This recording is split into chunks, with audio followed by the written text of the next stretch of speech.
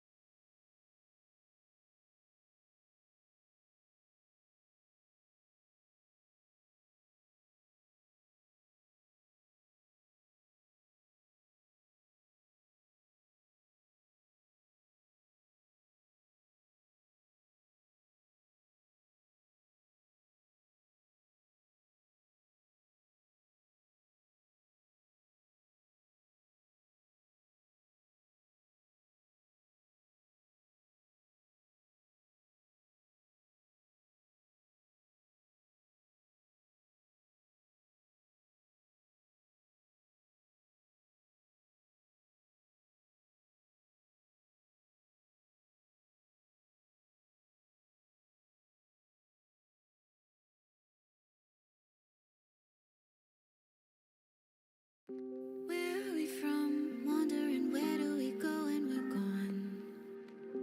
I'm around now, but I'm lost. There's something about it, about the way the wind blows, that I feel a part of and so. I've been working today, don't police my tone. Tell you how I want, I've been trading my days for the stuff I want.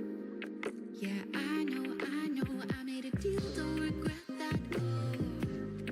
'Cause I'm in my zone, I've been fighting to feel, fighting to keep my flow.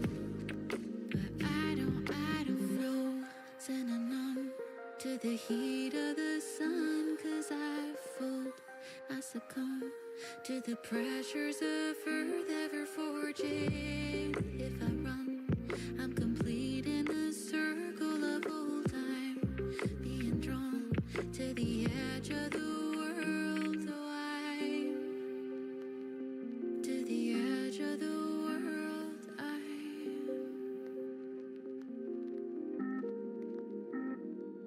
Since you've seen it all, will you come around? I've got things to solve for you to puzzle out.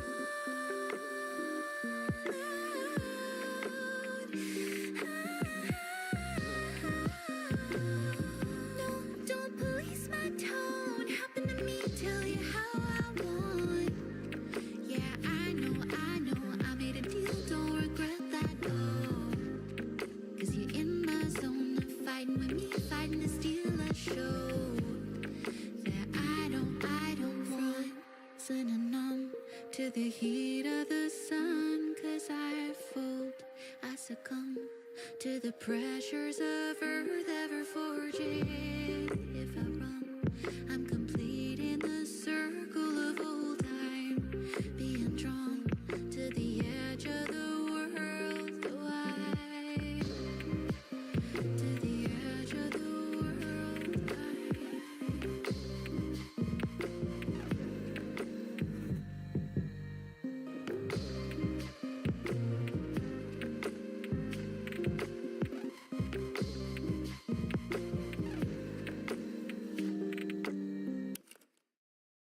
So these are the results the school games winners got last month. So these are the real people, and these are their actual numbers over here. That's how much money they were able to make on their first school games. But a lot of people see this and be like, did you just do this at a poster board shop? Well, these are actually the people right here behind me from the school leaderboard.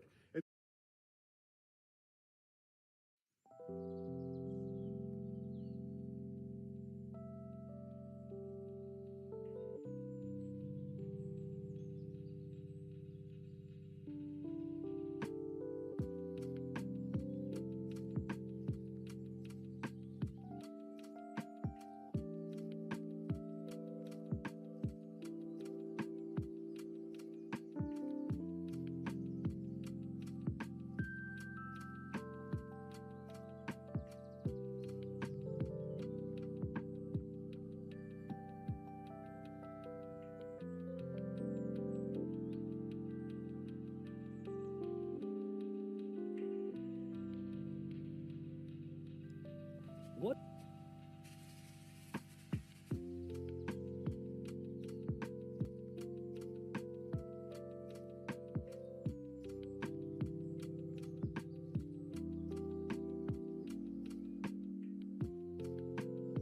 Hello guys, hello. What's up? Greetings.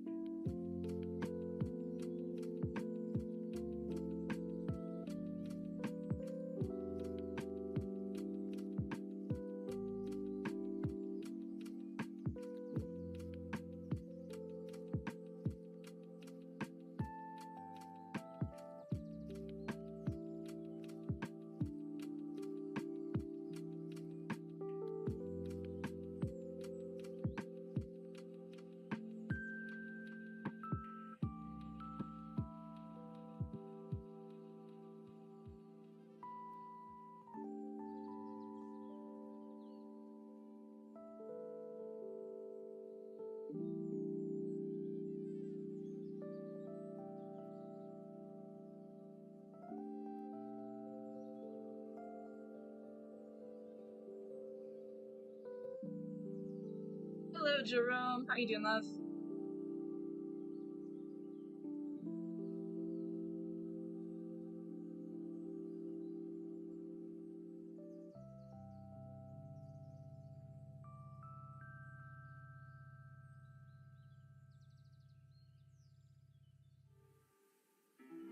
I'm actually doing fantastic. Thank you for asking.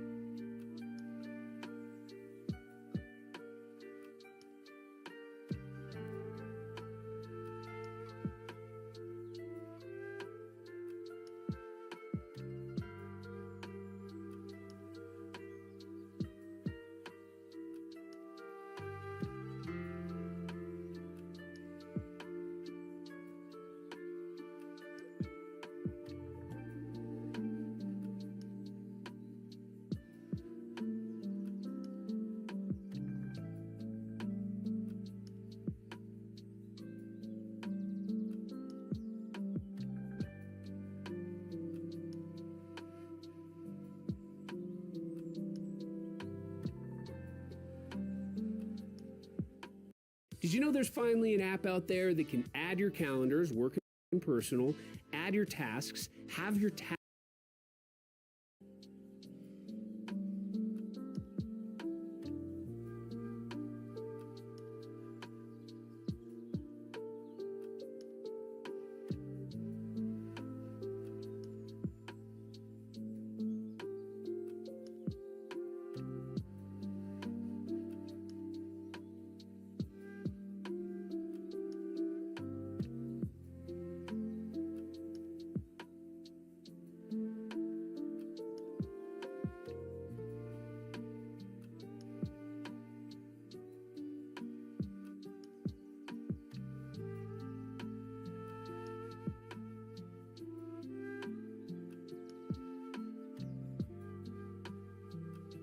What is the secret to achieving world peace?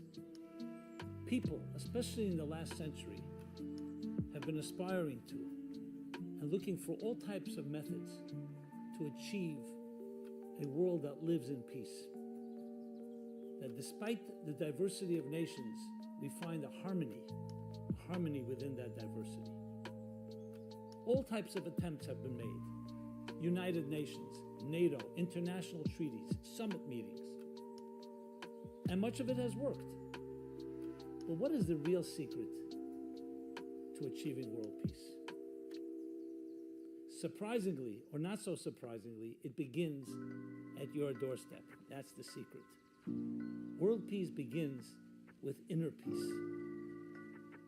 So please join me and let's discuss what we can do in our internal lives in creating an internal harmony and peace within ourselves, and in turn impact the larger world. Because at the end of the day, the billions of people on this earth are all individuals like you and I. So please join me. World peace begins with inner peace.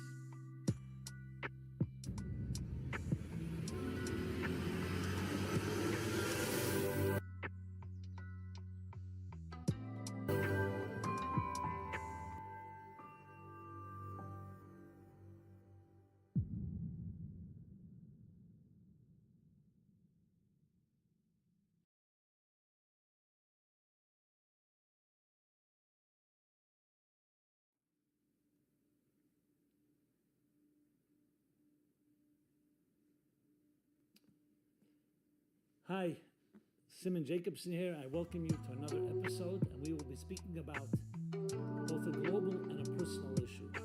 World peace begins with inner peace. This program is dedicated by Nathaniel Plotkin with tremendous gratitude for the teachings of the Baal Shem Tov. Thank you so much, and in honor of your dedication, may this class inspire, illuminate, and empower people everywhere.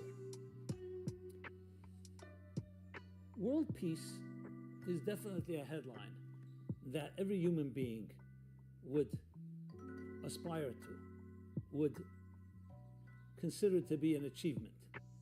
And indeed, you can say that we have come closer to it than ever before. It's the thing, the dream of dreamers, of poets, of politicians, a world with many different nations finding harmony within their diversity. And indeed, many attempts have been made, especially in the last century. You have the United Nations, you have international treaties, NATO, summit meetings, and all the other attempts to maintain the peace, especially after World War II and all the devastation that brought onto the world. So it became a mutual interest that even nations that were at odds with each other to find something in common. So though there are disruptions today, the Ukraine, Russia's attack of the Ukraine, but nevertheless, it still remains the ultimate goal, to create world peace. So, not taking away from all these efforts and attempts, the surprising answer and the true answer and the real secret of world peace lies at a place that many of us would not think about first. But then when you really think about it, you realize it's not so surprising. And that is right here, at your doorstep, in your heart and soul. World peace does indeed begin with inner peace. Because remember, at the end of the day, the world is made up of nations, of countries, of different bodies, but they're all, at the end of the day, made up of individuals like you and I. So if you can create peace between two people, then hypothetically you can create peace between many people. So really the question is, what lies at the heart of why we're not at peace with each other? And the answer is because we're not at peace with ourselves. That's the ultimate biblical and mystical answer. And when you think about it, it has a profound element of psychological and emotional insight into what defines a human being. Because you'll see that those that are at peace with themselves and are comfortable in their own skin are the people that can coexist with others, including those that are very different than them and may even have a completely different opinion than they. The fact that somebody has to go to war to silence another, or to vanquish another, or to control them, tells you something. It's not just because you're so confident in your opinion. It may be because you cannot deal with another opinion, and maybe that reflects on a deeper insecurity of your own. I'm not going to suggest that there were no tyrants in history that maybe had their own distorted, obscene vision of life and felt that that was the only one to impose on everyone else. But even with them, I would wonder whether there isn't something else going on as well. The need to prove themselves, the need to control, maybe the need to compensate for a lack of control that they had when they were younger. I'm not going to go into a psychological analysis of the pathology of Hitler's and Stalin's and Genghis Khan's and other tyrants throughout history. But it's clear that without doubt, that when you're at peace with yourself, it's far easier to achieve peace with others. And when you're not, your inner struggles and tensions will spill over. And vice versa. The calmer, the more at peace you are with yourself, the easier it is to create peace around you. That's why you see when a person is in a peaceful state of mind, you come into their environment, the vibe they give off is one of harmony, is one of symmetry, one of coordination, of cooperation, and so on. So let's go dig a little deeper into this. According to the biblical story, there was one human being in the beginning of it all, Adam and Eve, one man, one woman. Now, I'm sure they had their differences, which became quite amplified when they ate from the tree of knowledge. And indeed, it's explained that is when they developed an independent consciousness, which way it was meant to be, to create an independent consciousness from the divine. This is what we speak about in the words of the Arizal, the Tzimtzum, the great concealment that created the first dissonance. Dissonance is the root, of course, the opposite of peace, where there are two forces or two voices, two energies that are not able to function, to coexist with each other.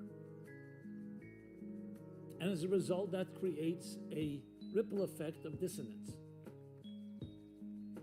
On a spiritual level, it means when there's a seamlessness and a certain singularity, a wholeness, even if it's made up of many different parts, they all work together perfectly well. Just look at the human body. Look at nature. Made up of diverse millions, billions, trillions of cells, of atomic particles, subatomic particles, of DNA, of building blocks, and yet they work together in this symbiotic, which is actually a marvel. It's just awesome to see. It's one thing if everything was a clone of each other, but here we're talking about different systems, different entities, and yet they work together in this ultimate harmony. Because differences is not the opposite of harmony. It's conflict that's the opposite. When two things don't realize that they can work together or they need each other. So if you think about when the first war was fought, well, in the biblical story, it was Cain's jealousy of his brother Abel, his younger brother, and he killed him. In a more subtle form, it was when Adam and Eve ate from the tree of knowledge, defying the command, do not eat from that tree of knowledge. Eat from the tree of life. But they chose, for whatever reason, to do as they saw fit. So in other words, as soon as you disalign yourself and you wander off from the reservation, from the purpose of your being, and you allow jealousy or discord or other factors to come into play, you're ignoring the integral and underlying intrinsic unity that connects diversity and allowing a separation to take place. And that on its own can lead to the worst things.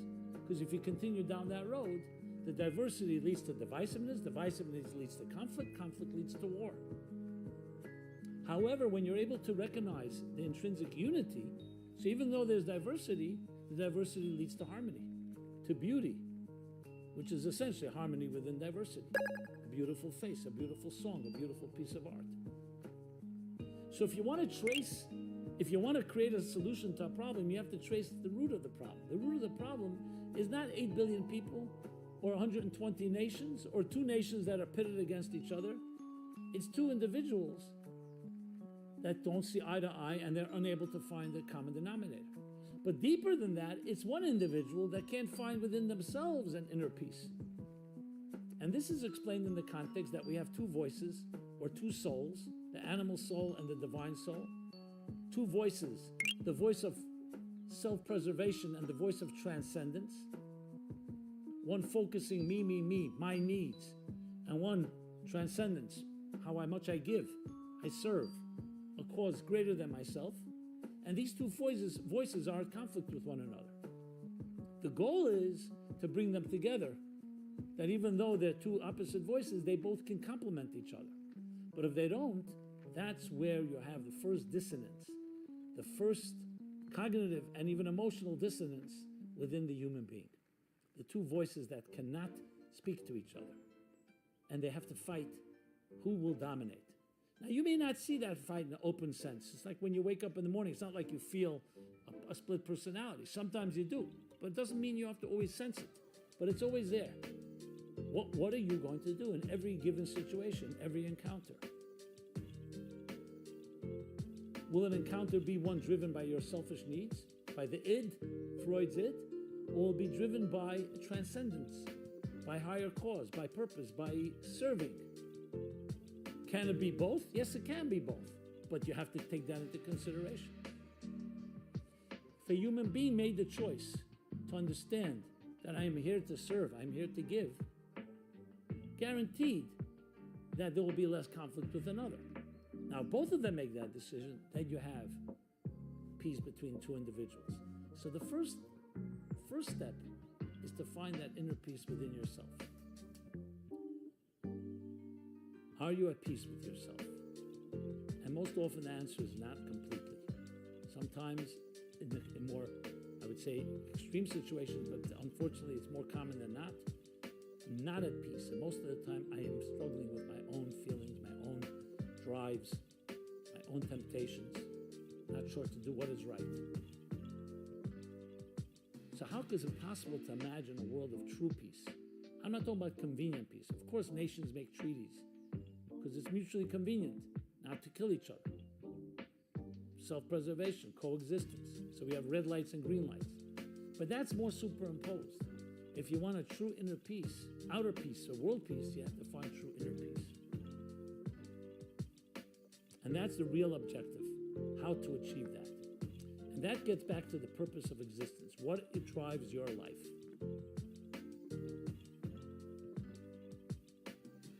All the therapy, all the medication, all the interventions that exist are coming to some way relieve the tension, the pain, existential loneliness that we experience. What is an addiction if not that? Is the need for something. And if you can't find it in a healthy way, you'll find it in an unhealthy way. So the bottom line is that everything that you point at in this world, all the maladies, you can trace back to the inner peace that we have or don't have. Look at a newborn child. Look at the seamlessness. Look at the smile, the happiness. You don't see bitterness. You don't see anger. You don't see disappointment. And you also don't see duplicity. Because the child is a seamless, happy, go-lucky, adventurous spirit. Enters this world, is excited, is stimulated by everything. Now, I'm not talking about if there's a particular aberration or anomaly situation. I'm talking about a natural average child. What happens then? Well, the child learns dissonance from its parents. Duplicity, lies, self-interest, critique, judgmentalism, everything that goes against the seamlessness of the harmony within diversity that defines a healthy organism. So it would be literally like somebody coming, in this case, let's say parents or educators or society at whole, and taking a glorious piece of art, a masterpiece, or a piece of music, or a piece of literature, and tearing it up, or breaking it into parts where it can't work together. That's what happens.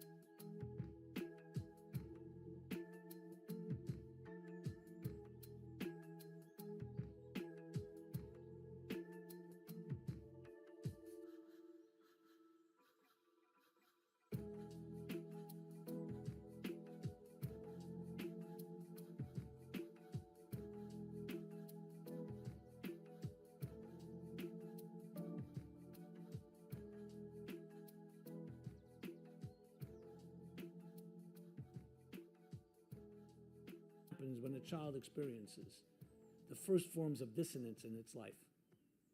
Initially, it may seem very subtle, but it slowly builds up, and this child grows into an adult that has conflicting voices and finds it difficult to find a way to harmonize, to synchronize, to coordinate between them. This, in essence, is the definition of insecurity, fear, inhibition, all the forces that inhibit and don't allow us to become our true selves. How many people have I met that have told me, I'm afraid to really explore because I feel I will disappoint. I remember trying something new and I was immediately told by my parents, who do you think you are? Critique, judgment, invalidation. All this contributes to a person who's struggling with it. How many of us are struggling with our demons right now? The good news is that's not who you truly are. You truly are is a soul, a seamless soul that can express itself in many diverse ways. And frankly, even sometimes our insecurities and fears is another expression, but it's not our identity. Your identity is not made up of fragments. Your identity is made up of unity and seamlessness. And as such, it is aligned with its purpose. And if you are fully aware of it, you'd be totally at peace with yourself. And when you meet another person, it would look like, oh, that person doesn't have something that belongs to me. That person has something that belongs to them, but it complements me, and I complement that. Hello, Pinky. How you doing, love? Like musical notes, indispensable ones in a grand cosmic symphony, as I often describe. So what do you have from all of this is that we have a healthy version of who we're supposed to be, and then we've wandered. We've lost sometimes the plot. Our goal is to reconnect. You reconnect, and you will connect better with others. You see this in marriage. Can a person who's full of tensions and full of inner conflict and dissonance really coexist with another person? Will there not be clashes? And if you have both people fighting for their own turf, with all the negative forces that I'm describing, and dissonance and fragmentation and disjointedness, so of course you're going to have two people at some point that are going to clash. There's no way, that's inevitable. However, if they can find within themselves, what is it that you want with your life? What is it that you represent? What is your higher calling? That is the key to creating peace between two people. And all you have to do then is amplify that, magnify it, scale it, and you replicate it, and it can become a ripple effect that affects the entire universe. Let's talk about this from a physics perspective. One of the bizarre conclusions of quantum mechanics was that the observer impacts that which he or she is observing. As counterintuitive and strange as it sounded, this kept on being proven again and again and again until scientists had no choice but to accept it. It still boggles the mind and still goes against our natural understanding of things, because we would think, I'm watching something, I'm objectively looking at something behind the glass. Why would I be impacting it? So there are different theories that explain this phenomenon, but the phenomenon is without doubt true. To the point, we'll find different physicists right that we've discovered this is not an objective universe. The observer impacts the very reality around you. You as the observer impact the reality around you. Now this leads me to bring up a very interesting hypothesis. If that's the case, wouldn't it make sense that we could not create harmony and peace around us if we internally are struggling? Whether we know it or not, we're affecting the universe around us. So the true unified field theory, and I've posited this in the past, is dependent on one factor. We'll never find it until we find the final frontier is your inner peace within yourself, the harmony within your own being. You know, the Talmud puts it this way, that we say in the prayer, love God with all your heart. The word heart is used like a double heart, lavavcha, because there's two parts to the heart, the right and the left, which is often referred to the two locations of the two voices or the two drives, the divine transcendent voice and drive, and the selfish one, survival, your own needs, existing. A mission-centric life versus a survival-centric life. And they clash with each other, but the goal is ultimately that they come together, that your own selfishness understands for you to be complete and whole, you need to have transcendence. And the transcendence knows and recognizes that to survive in this world, you need to also preserve yourself. But they're not mutually exclusive. They complement each other. And when we do that on an individual basis, it has that butterfly effect. I used before ripple effect, butterfly effect that affects the entire world because you affect your environment. And there cannot be true harmony around you if there's no true harmony within you. Can we create a semblance of it? Absolutely. We see that all the time. You see people who are at war with each other, but it's in their mutual interest. Partners who hate each other, but it's in their mutual financial interest to get along. And they do. Often they don't, but often they do. So of course you can create superficial harmony. You can create even deeper than superficial if there's self-interest.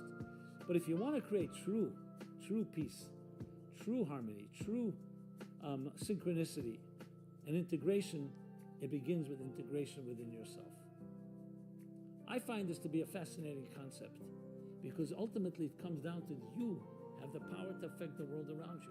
Now you'll say, what's one person in one little corner of the world going to do if he feels a little at peace with himself or herself?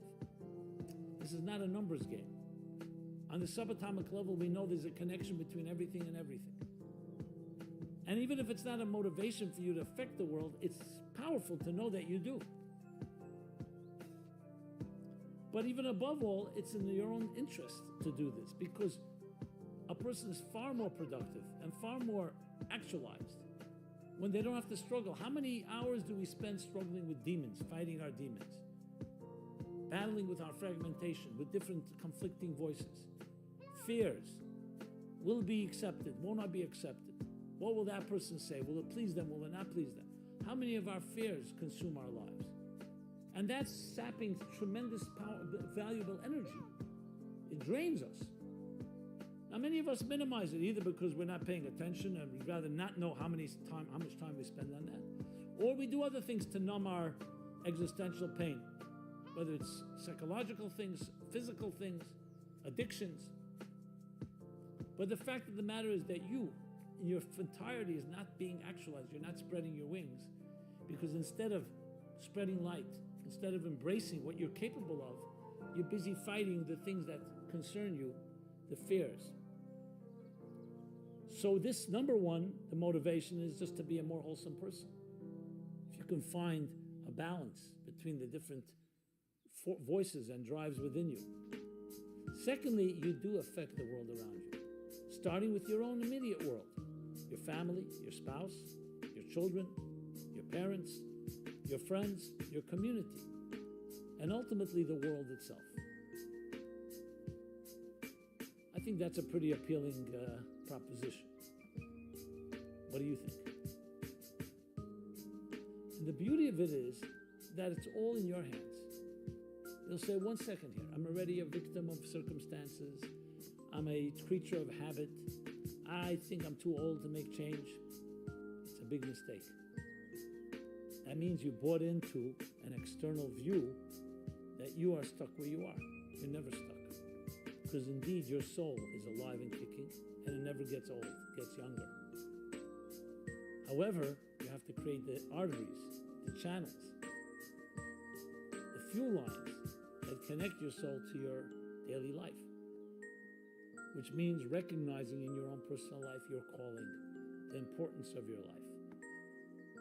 On a practical level, suggestion that I often make, in the morning, say the Moda'ani. Thank you for returning my soul to me. Firstly, it's an expression of gratitude, which we know already makes you a healthier person and a more wholesome person. Secondly, you're acknowledging your very purpose. Thank you for returning my soul. My soul is the essence of my life.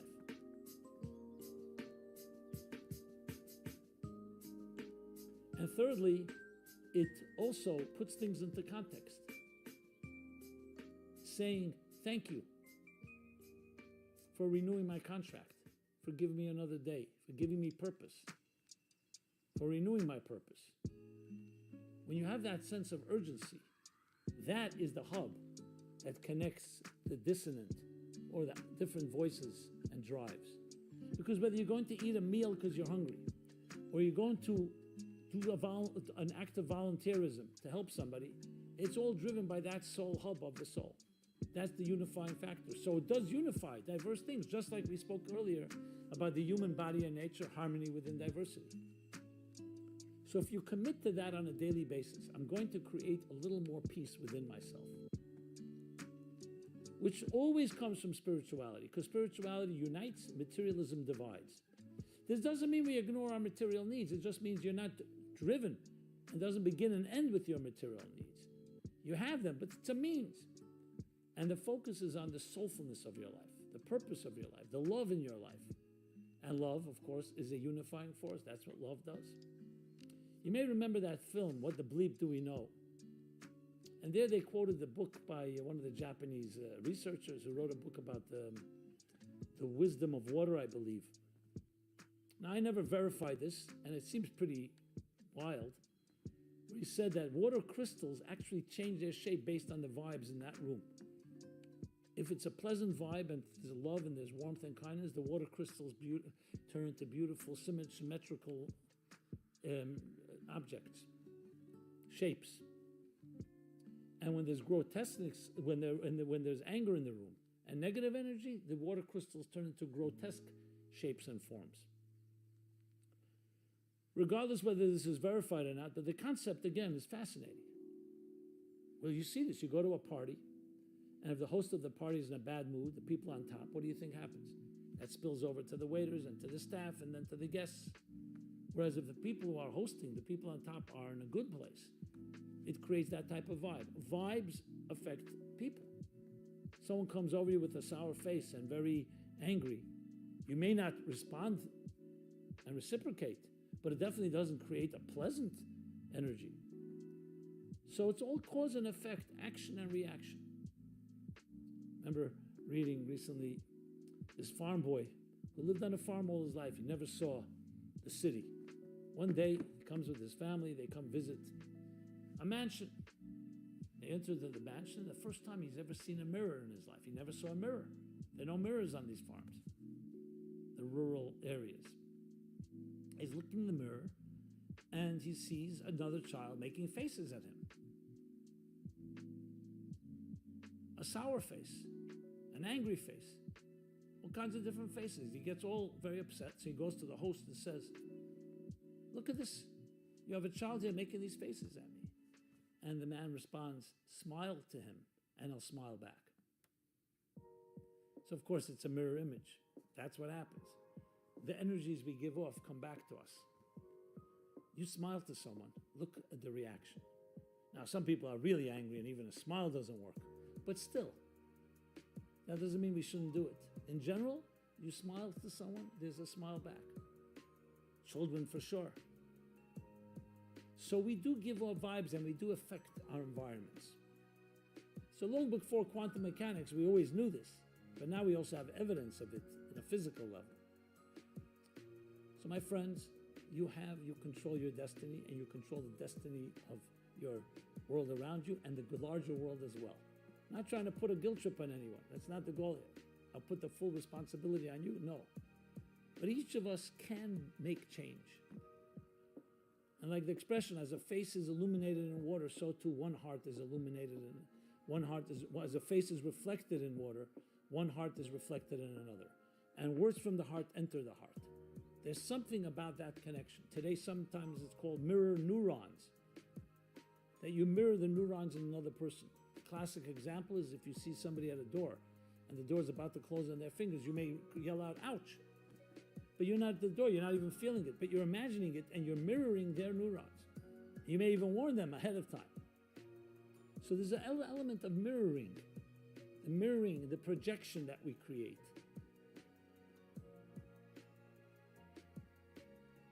And it really creates a whole nother way of looking at life, another perspective. And that perspective is one that our actions and our words and our thoughts affect everything around us. So this is both necessary to know in our own personal lives, but also in our collective lives, our communal lives, and ultimately on the globe itself. World peace begins with inner peace. It's sometimes good to close your eyes and imagine a world, starting with individuals that just had that inner peace. I remember someone I met that went through a very traumatic life, very abusive home, a person that had every reason to be constantly tense, and they were always tense. But yet, when they began to study spiritual teachings and ideas, they began in my classes and then they began reading. So this person tells me how they would go into a zone, a very quiet zone that brought them back to a place where there was no war and no tension and no anger and no conflict and no dissonance and no dichotomies. Just that pure place, which is really experiencing your own child. You know, can you remember a memory? Can you recollect a memory of a childhood memory where you just, a summer, where you just were just completely free, felt at peace at home, didn't have to worry about what someone's opinion or some other conflict? It's good to evoke such memories because it gives us an oasis to hold on to, a type of cognitive oasis, which then our emotions can become more comfortable entering into that zone. So that's what we need to do. And what's refreshing, what's so refreshing, more than refreshing, invigorating, transformative, I would even say, is it takes you away from that world of conflict. How many forces are at work? You go to work, you go to your job. This one says that, this one says that. How many different people do you have to constantly balance? Whether this one will be happy, whether they will not be happy. How do you satisfy everything? Every need, every expectation. It's critical to be able to go into that inner place. That place, the peace at the center. You'll be surprised how it can change your entire life. This doesn't mean automatically everything goes away, but you found something to hold on to. And that slowly can spread. And as it spreads within you, it will also spread outside of you. So indeed, world peace does begin with inner peace. Think about it. I'd love to hear your thoughts, your feedback, your suggestions to take this idea further, because it's one that we all need to know. It's an idea worth sharing. So please share it as well. Thank you so much. This has been Simon Jacobson from the Meaningful Life Center. MeaningfulLife.com is our website where you can find this and similar articles, and also very different ones, and videos, and audio, and podcasts, you name it, on all the existing platforms. So we're out there. So please take advantage. And again, I'd love to hear your feedback. Be blessed. Find that inner place, that inner peace, that soul, where when you enter there, everything is perfect. And then bring that perfection, bring that harmony into a troubled world that we live in. First, our own challenges, and then extending it to others as well. May you be blessed, and may we all find that inner peace and extend it to others, and ultimately, yes, indeed, create a world of total peace and harmony. Harmony within diversity. Be well. This program is brought to you by the Meaningful Life Center. Please help us continue our program.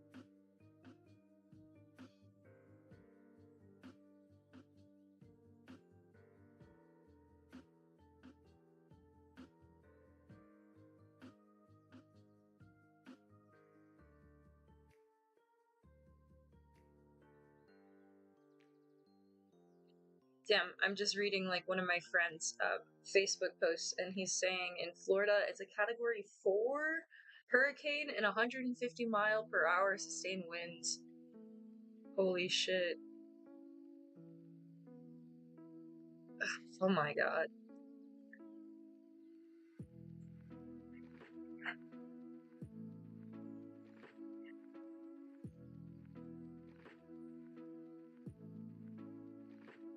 Oof,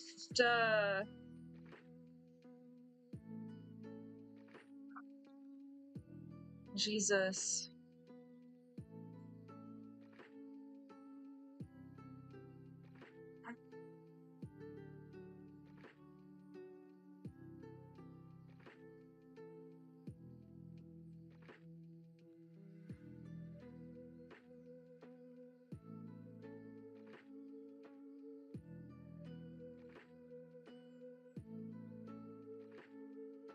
Okay.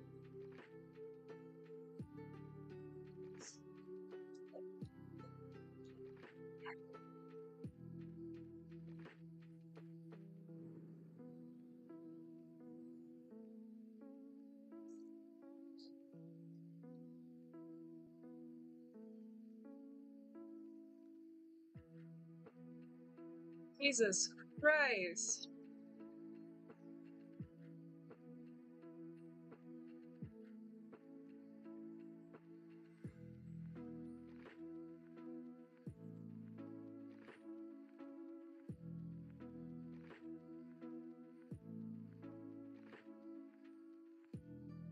I worry. And breaking news here at Fox Weather, we now have a Category 5 hurricane.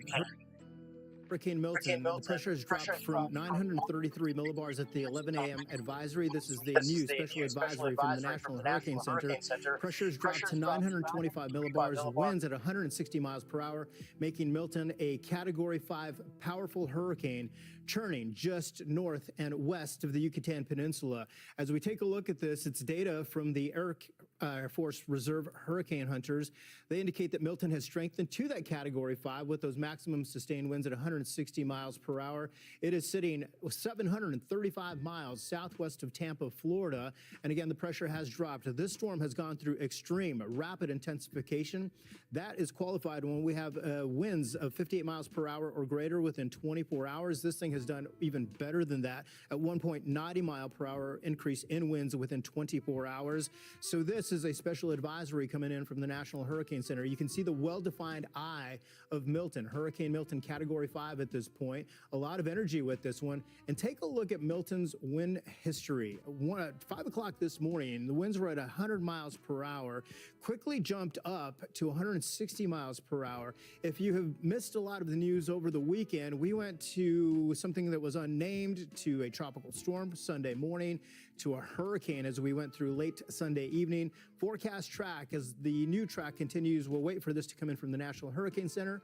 Still having impacts on Florida. Now you'll notice it will decrease in intensity when it makes landfall Wednesday. That shouldn't matter. What should matter to you is going to be the amount of storm surge. This is the most aggressive storm surge forecast for the Tampa area. Of course, we watch this one closely, and when you look at the enhanced satellite imagery, a perfect center of circulation, only about 8 miles wide as this continues to intensify.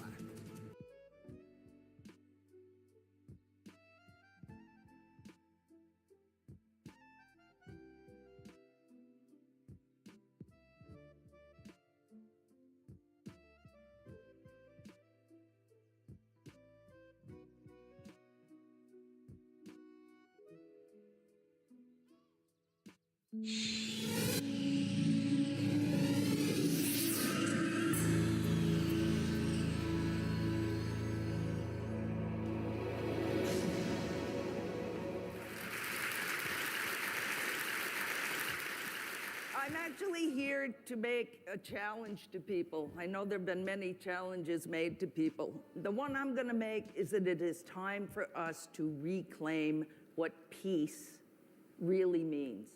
Peace is not kumbaya, my lord. Peace is not the dove and the rainbow, as lovely as they are. When I see the symbols of the rainbow and the dove, I think of personal serenity. I think of meditation. I do not think about what I consider to be peace, which is sustainable peace with justice and equality. It is a sustainable peace in which the majority of people on this planet have access to enough resources to live dignified lives, where these people have enough access to education and health care so that they can live in freedom from want and freedom from fear. This is called human security. And I am not a complete pacifist like some of my really, really heavy-duty, nonviolent friends like Mairead McGuire. I understand that humans are so messed up, to use a nice word, because I promised my mom I'd stop using the F-bomb in public. And I'm trying harder and harder. Mom, I'm really trying. We need a little bit of police. We need a little bit of military, but for defense. We need to redefine what makes us secure in this world. It is not arming our country to the teeth. It is not getting other countries to arm themselves to the teeth with the weapons that we produce and we sell them. It is using that money more rationally to make the countries of the world secure, to make the people of the world secure. I was thinking about the recent ongoings in Congress where the president is offering $8.4 billion to try to get the START vote. I certainly support the START vote. But he's offering $84 billion for the modernizing of nuclear weapons. Do you know the figure that the UN talks about for fulfilling the Millennium Development Goals is $80 billion? Just that little bit of money, which to me, I wish it was in my bank account. It's not, but it's, in global terms, it's a little bit of money. But it's going to modernize weapons we do not need and will not be gotten rid of in our lifetime unless we get up off and take action to make it happen. Unless we begin to believe that all of the things that we've been hearing about in these last 2 days are elements of what come together to make human security. It is saving the tigers. It is stopping the tar sands. It is having access to medical equipment that can actually tell who does have cancer. It is all of those things. It is using our money for all of those things. It is about action. I was in Hiroshima a couple of weeks ago, and His Holiness, we're sitting there in front of thousands of people in the city, and there are about 8 of us Nobel laureates, and he's a bad guy. He's like a bad kid in church. We're staring at everybody, waiting our turn to speak, and he leans over to me and he says, "Jody, I'm a Buddhist monk." I said, "Yes, Your Holiness, your robe gives it away." He said, "You know that I kind of like meditation and I pray." I said, "That's good, that's good.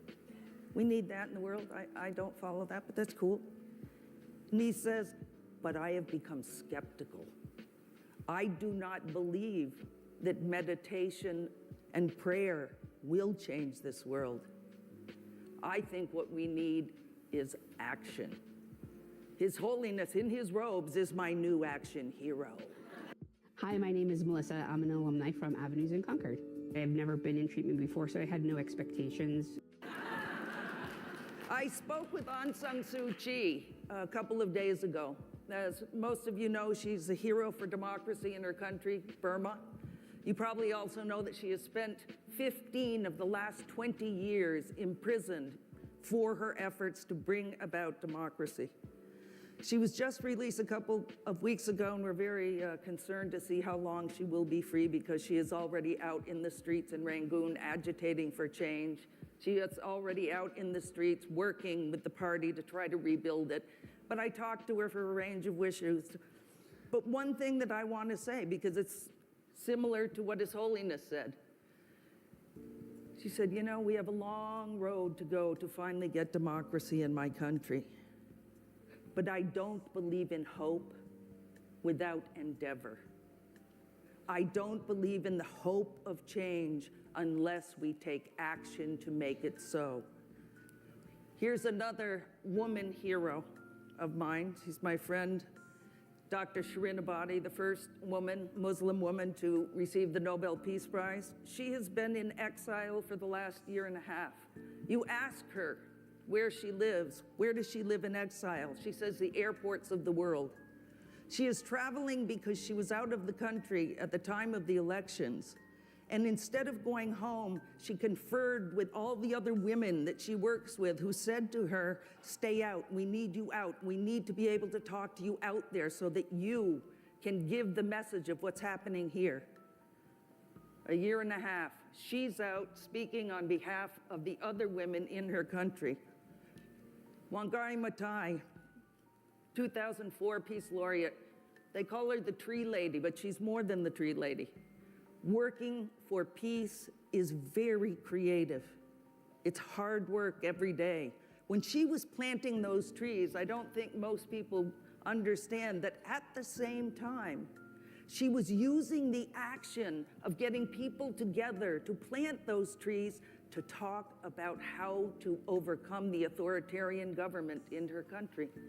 People could not gather without getting busted and taken to jail.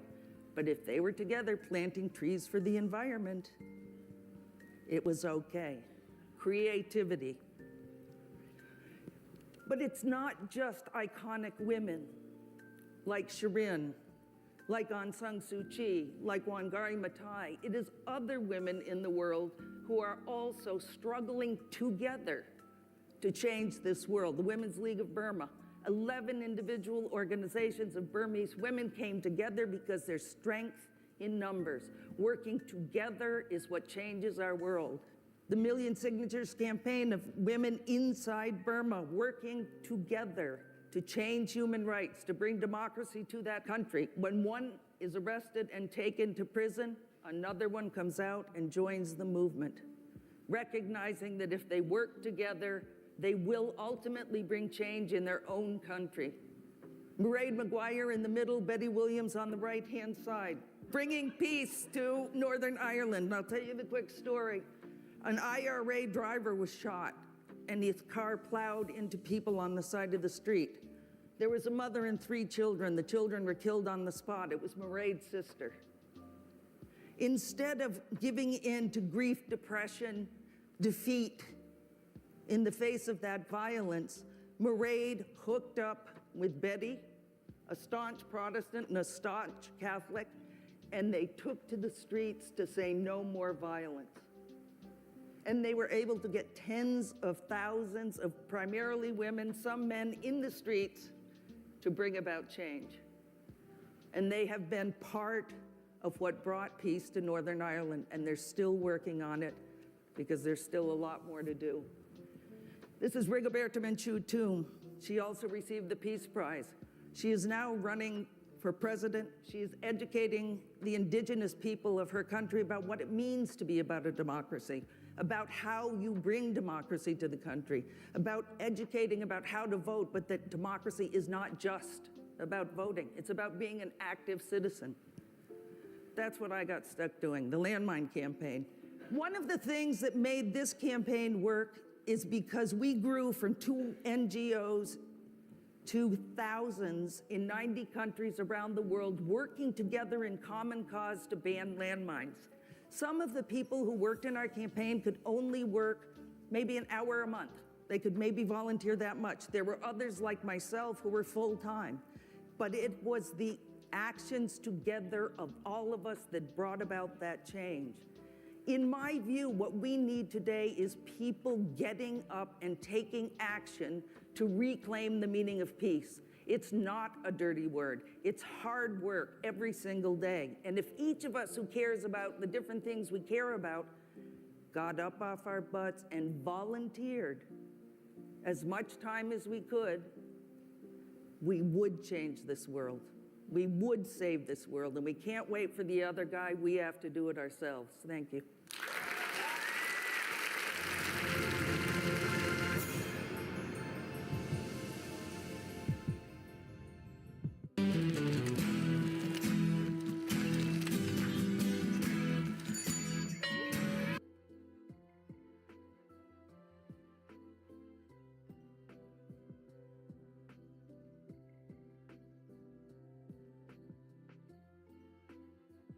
Hello, good evening, everyone. My name is Stanley Joshua. I'm the registrar of the Institute of Global Peace and Conflict Management. We have been providing free training on different courses. We started with peace education, which was 7 days, and then later we introduced the professional diploma courses, which we started with emotional intelligence. From there, we proceeded to alternative dispute resolution, and now we are doing peace and sustainable development. So, and this training is being provided for free, and we have been having interesting participants joining to gain knowledge to help to make our work peaceful, because many people acknowledge the fact that they need the knowledge of peace to promote peace. And that is why we have been having a number of